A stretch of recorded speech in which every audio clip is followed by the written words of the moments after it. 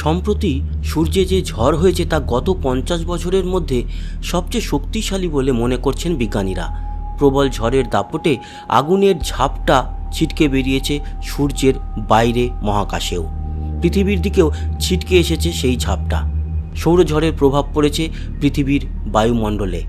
সূর্যের মধ্যেকার সেই তীব্র ঝড়ের ছবি তুলেছে ভারতীয় মহাকাশ গবেষণা সংস্থা ইসরোর সৌরযান আদিত্য L1।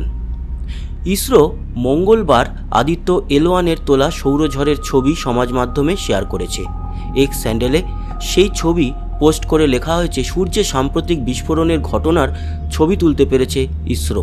সূর্য এবং পৃথিবীর মাঝের ল্যাগ্রাঞ্জ পয়েন্টে মানে L1 পয়েন্টে রয়েছে আদিত্য L1। সেখান থেকে প্রতি মুহূর্তে সে সূর্যকে পর্যবেক্ষণ করছে। তার ক্যামেরায় সৌরঝড়ের চিত্র ধরা পড়েছে। তবে শুধু সৌরযান নয়, চাঁদ থেকেও ওই ঝড়ের ছবি তোলা হয়েছে। চাঁদের চারদিকে ঘুরছে চন্দ্রযান 2 এর অরবিটার, সেই ক্যামেরাতেও সৌরঝড় ধরা পড়েছে। সৌরঝড়ের ছবি তুলেছে নাসাও। আমেরিকার মহাকাশ গবেষণা সংস্থার একাধিক ক্যামেরায় সৌরঝড়ের মুহূর্ত ধরা পড়েছে। নাসা জানিয়েছে 14ই মে শক্তিশালী আগুনের ফুলকি নির্গত হয়েছে সূর্য থেকে। বিস্ফোরণের ঘনত্ব ছিল X8.7। গত 50 বছরে এত শক্তিশালী বিস্ফোরণ সূর্যে হয়নি। এর আগে 11ই মে এবং 13ই মে সূর্যে একই জায়গায় দুটি বিস্ফোরণ হয়েছিল। 14 তারিখ ওই একই জায়গা থেকে তৃতীয় বিস্ফোরণটি হয়। সেই কারণেই তৃতীয় বিস্ফোরণের অভিঘাত এত তীব্র ছিল। সৌরঝড়ের প্রভাব পড়েছে পৃথিবীর বায়ুমণ্ডলেও।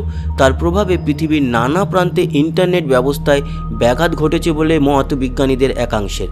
এছাড়া সৌরঝড়ের প্রভাবে ইউরোপ, অস্ট্রেলিয়া অঞ্চলের বহু দেশে রাতের আকাশে দেখা গিয়েছে রং বেরঙের মেরুপ্রভা বা মেরুজ্যোতি।